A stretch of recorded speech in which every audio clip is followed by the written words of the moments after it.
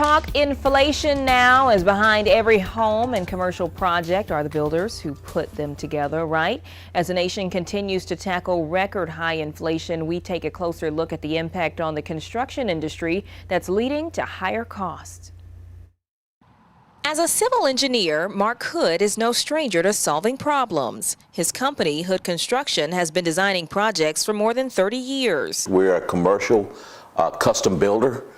We work in the K-12 market. We work in the healthcare market. Record inflation, supply and labor shortages are presenting a new challenge. We're feeling the effects of the rise of the cost of material, but we're also feeling the effects of the cost of labor also, and the availability of materials. And they're not alone. Across the country, building materials have increased over 20% from last year, and at least 33% since the start of the pandemic, according to the National Association of Home Builders. Rising interest rates also a challenge for residential builders as the Federal Reserve works to slow demand and curb inflation. Joseph Von Nessen is a research economist with USC.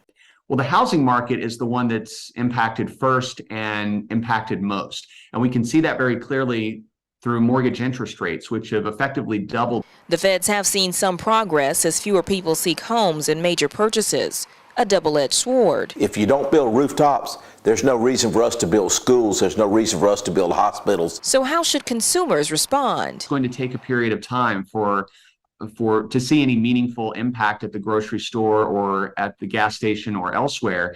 And so consumers need to be prepared to get creative and think of other ways to save money. Well, if the Fed's efforts to cut inflation are a success, Von Nessen says prices could begin to taper off in the months ahead, though he doesn't expect they will decline by much.